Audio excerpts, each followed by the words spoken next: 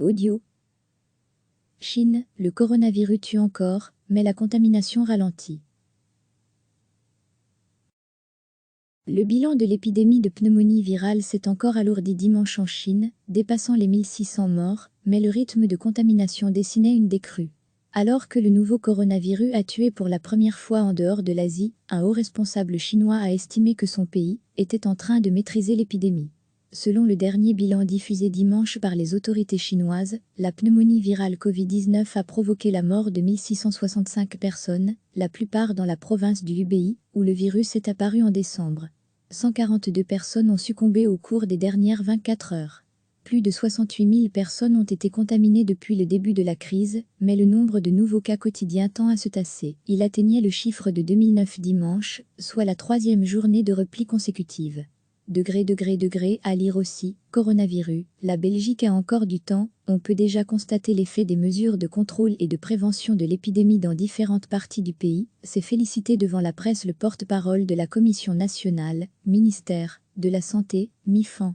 Plus prudente, l'Organisation mondiale de la santé, OMS, a jugé samedi qu'il était beaucoup trop tôt pour faire des prévisions sur l'évolution de la maladie. Mais à l'épicentre de la crise, la province du Hubei, où 56 millions d'habitants sont coupés du monde depuis le 23 janvier, a encore restreint la liberté de mouvement de ses citoyens bien au-delà de la capitale, Wuhan.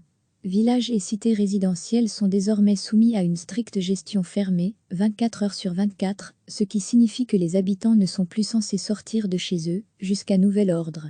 Les achats et la distribution de nourriture et de médicaments peuvent être faits de façon centralisée, précise une directive provinciale publiée dimanche. Dans le reste du monde, l'épidémie maintient la planète en alerte, avec près de 600 cas confirmés de contamination dans une trentaine de pays. La ministre française de la Santé Agnès Buzyn a annoncé samedi le décès la veille au soir d'un touriste chinois de 80 ans hospitalisé en France depuis fin janvier. Ce décès est le premier hors d'Asie, le premier en Europe, a-t-elle précisé. L'Égypte avait annoncé vendredi avoir enregistré le premier cas sur le continent africain. Le principal foyer d'infection hors de Chine reste le paquebot de croisière Diamond Princess, en quarantaine au Japon. 355 cas de contamination y ont été confirmés, dont 70 nouveaux cas annoncés dimanche. Plusieurs pays, Canada, États-Unis, mais aussi Hong Kong, près d'1 millier de passagers à E3, ont décidé ce week-end d'évacuer rapidement leurs ressortissants, bloqués dans le bateau en quarantaine depuis le 3 février. Mais les 3700 personnes initialement à bord n'ont pas encore toutes subi les examens permettant d'établir leur éventuelle contamination.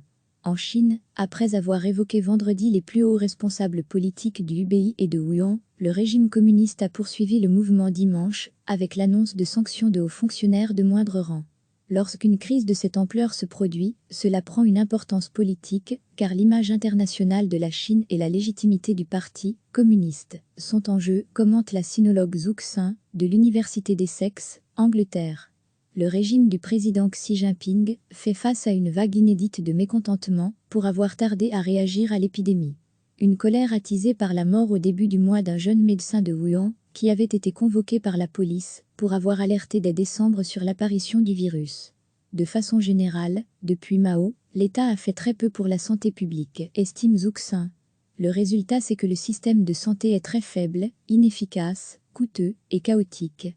Recevez chaque matin l'essentiel de l'actualité.